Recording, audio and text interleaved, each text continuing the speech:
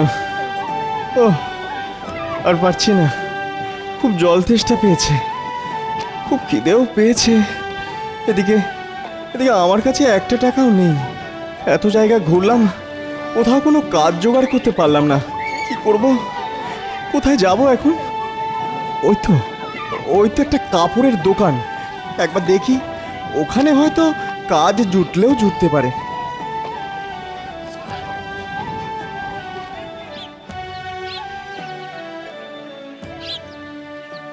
বলুন বলুন, কি দেখাবো?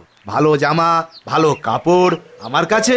না না, আমি কিছু কিনতে আসিনি। ও, কিনতে আসনি? তা কিসের জন্য আসা হয়েছে? আমি যে কোনো কাজ করতে পারি, মানে যে কোনো কাজ। আপনি কি আমাকে একটা চাকরি দিতে পারেন? না না না, কোনো কাজ নেই বাবু, ব্যবসা খুব মন্দা চলছে, আয় নেই। আমি কি খাবো? তোমাকেই বা কি দেবো? খুব খুব উপকার হতো। উপকার হতো? উপকার? আমার উপকার কে করে তার ঠিক নেই। না না, ক্ষমা করো ভাই, পারবো না। নাও নাও নাও, দুটো পয়সা দিচ্ছি, খিদে পেলে কিছু খেয়ে নি, যাও। অনেক ধন্যবাদ আপনাকে, আমি ভিক্ষা চাই না, খেটে খেতে চাই। তাজ্জব ব্যাপার, হাতে কাজ নেই, ব্যাংকে পয়সা নেই, তাতেও ভিক্ষে নেবে না, যত সব। আচ্ছা কোষাধ্যক্ষ মশাই, রাজ্য শুদ্ধ লোক তো আপনার প্রশংসায় পঞ্চমুখ। তা আপনার সাফল্যের রহস্য কি? সৎ, পরিশ্রমী, উদ্যমী মানুষ চেনার উপায় কি বলুন তো? খুবই সামান্য মন্ত্রী মশাই, সততা, পরিশ্রম আর দূরদর্শিতা। যিনি যে কোনো কিছুতে বিচলিত না হয়ে নিজের বুদ্ধি দিয়ে, সততা দিয়ে কাজ করতে পারে, তার জয় হবেই। আর একটু পরিষ্কার করে বলুন, এগুলো খুব ভারী ভারী কথা।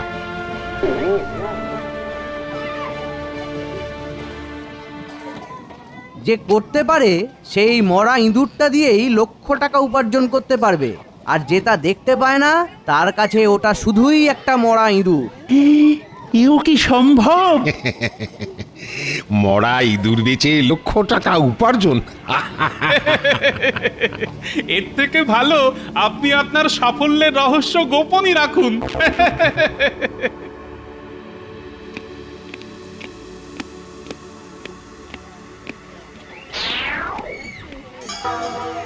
একটা রাজ্যের কোষাধ্যক্ষ ভুল কথা বলতে পারেন কি? দেখি না ভাগ্যে কি আছে।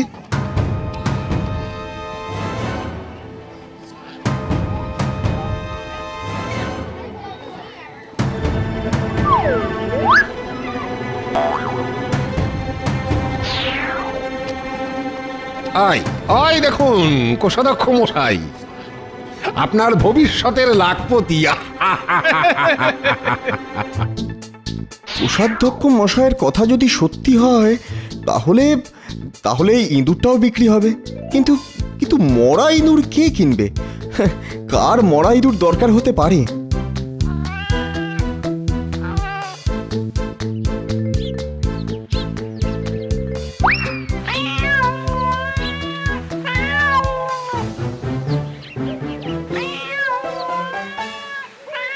ও, এই ব্যাপার। মশাই, এই ইঁদুরটি কি আমাকে বিক্রি করবেন? আপনি কিনবেন? হ্যাঁ, মনে হচ্ছে আমার ওই বেড়ালের ওই মরা ইঁদুরটাই পছন্দ। ওটার জন্য 1 পয়সা দিতে পারি। তাহলে কোষাধ্যক্ষ মশাই যা বলে গেলেন তা তো ফলতে চলেছে। ভগবান মুখ তুলে কি চাইবেন এবার? হ্যাঁ, নিশ্চয় বিক্রি করব, এই নিন।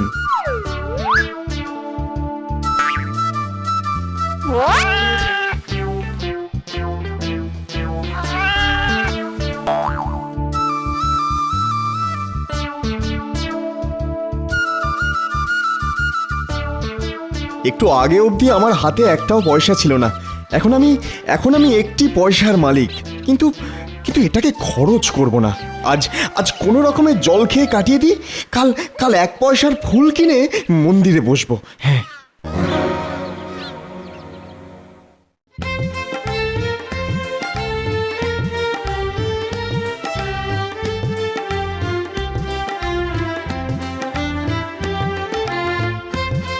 ফুলগুলো তাজা তো? আমি তাজা ফুল ছাড়া বেচবো কেন? আমি ঠকাই না।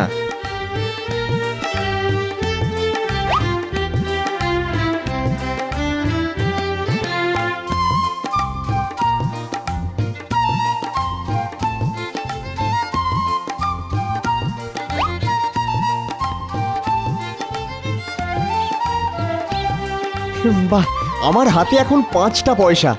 একটি পয়সা দিয়ে আজ রাতে খাবো, আর এই বাকিগুলো দিয়ে কাল রাজপথের মোড়ে গুড় জল বেচবো। আসুন আসুন আসুন, ঠান্ডা জল আর মিষ্টি গুড় খেয়ে দেখুন, তৃপ্তি পাবেন। আসুন আসুন, ও দাদা, ও দিদি, আসুন।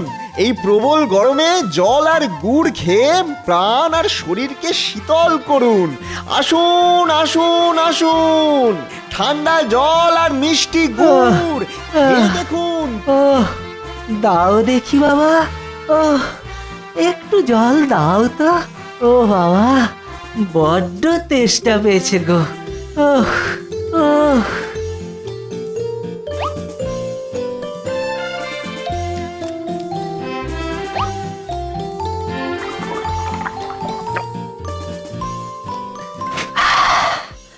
ও শান্তি।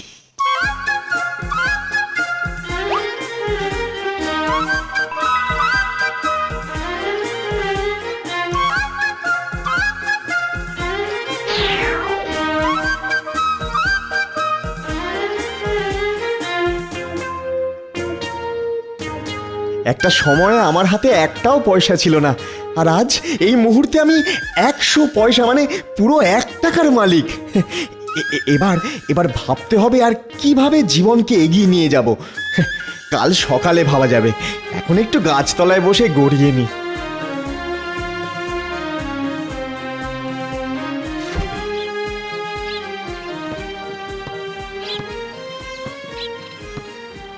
ইস, ওই চাষিদের কি কষ্ট।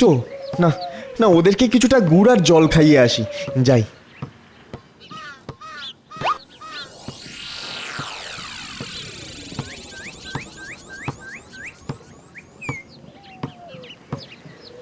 আসুন চাষি ভাইরা, একটু গুড় জল খেয়ে আবার চাষ করুন, এই গরমে ক্লান্তি দূর করুন। আসুন।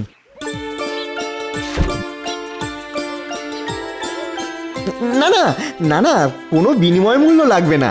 আপনারা চাষ করেন বলেই তো আমরা খেতে পাই। এটা এটা আমার আপনাদের প্রতি দক্ষিণা। দয়া করে আমাকে সেবা করার সুযোগ দিন। তুমি কে গো বাবা? কে? তোমার তো দেখছি অনেক দয়া বাবা। আমাদের কথা তো কেউ এভাবে ভাবে না।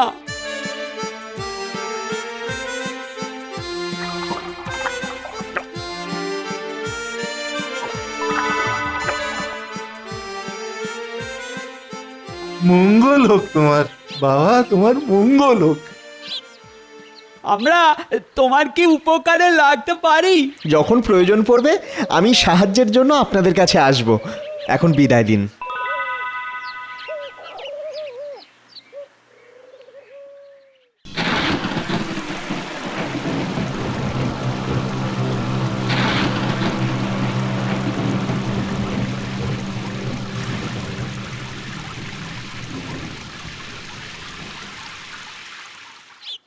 একটা মরা ইঁদুর আমাকে পয়সা যখন দিতে পারে, তাহলে তাহলে এতগুলো ঝড়ে উপড়ানো গাছ আমাকে আমাকে আরও কিছু দিতে পারে।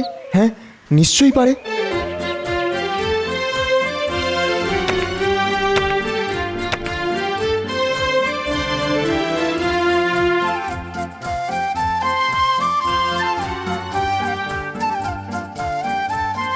যেভাবেই হোক বিকেলের মধ্যে এই হাঁড়িগুলো রাজবাড়িতে পাঠাতে হবে, কিন্তু আরো বেশি আগুন করতে গেলে তো আরো বেশি কাঠ লাগবে।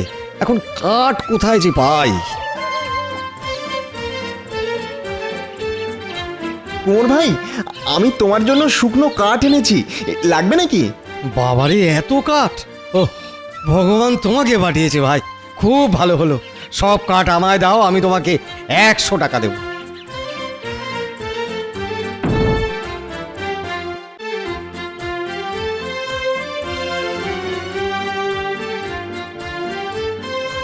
না না, আজকে আর বাজারের দিকে না গিয়ে একটু শহরের বাইরে যাই, দেখি ওদিকে কোনো কিছু খবর পাই কিনা।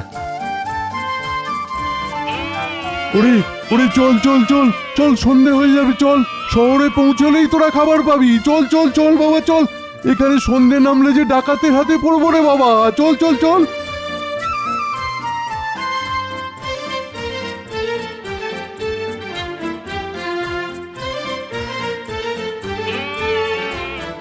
লোকটা মনে হয় ওই পাহাড় থেকে আসছে, কিন্তু কিন্তু ওর সাথে আর কোনো লোক নেই কেন? 10টা গাধা নিয়ে একাই বেরিয়েছে। ওই পাহাড়েই তো শুনেছি সোনার খনি আছে। তাহলে কি ব্যাপারটা দেখতে হচ্ছে। আচ্ছা আচ্ছা, আপনি মনে হচ্ছে খুব সমস্যায় পড়েছেন না? হ্যাঁ ভাই, কি আর বলি, আমার 10টা গাধা আজ 3 দিন অভুক্ত। কোথাও ঘাস বিচালি কিচ্ছু নেই। ভালো ঘাস বিচালির খুব দরকার, তুমি সন্ধান দিতে পারো ভাই? হ্যাঁ, বেশ কিছুটা এগোলেই শহর, ওখানে গেলেই আপনি সব পাবেন। তাহলে তো ভালোই হলো। তুমি যদি আমাকে কিছু ভালো ঘাস এনে দিতে পারো, তাহলে আমি তোমাকে 10টা সোনার মোহর দেব।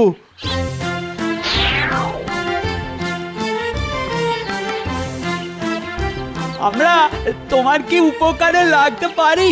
যখন প্রয়োজন পড়বে আমি সাহায্যের জন্য আপনাদের কাছে আসব।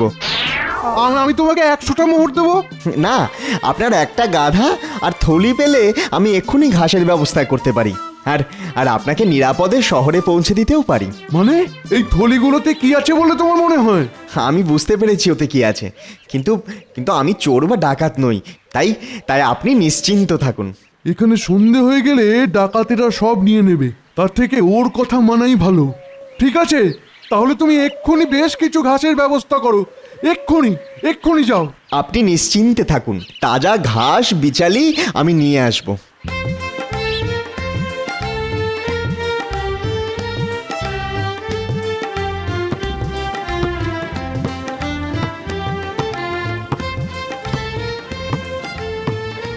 চাষি ভাই, আমার কাছে 100 টাকা আছে।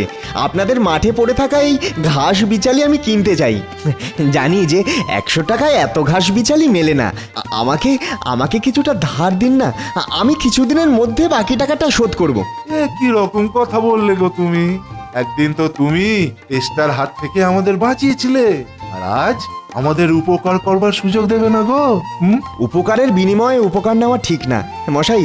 আমি আপনাদের কাছে ঘাস বিচালি মূল্য দিয়েই কিনবো। ঠিক আছে, তোমার যা ইচ্ছে, তোমার ভালো হোক, এটাই তো আমরা চাই।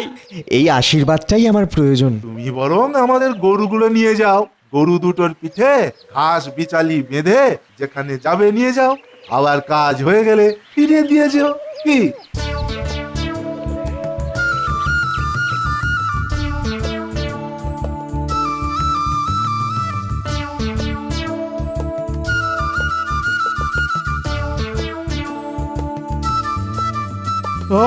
বাঁচালে ভাই, তুমি বাঁচালে। আমার গাধাগুলো তাজা ঘাস বিচালি খেয়ে প্রাণে বাঁচলো। আমার কথা মতো এই গাধা আর তার সোনার বস্তা এখন থেকে তোমার। এই নাও। চলুন চলুন, আপনাকে শহরে পৌঁছে দিই। তাহলে তাহলে ওই কোষাধ্যক্ষ মশাইয়ের কথাই সত্যি হলো।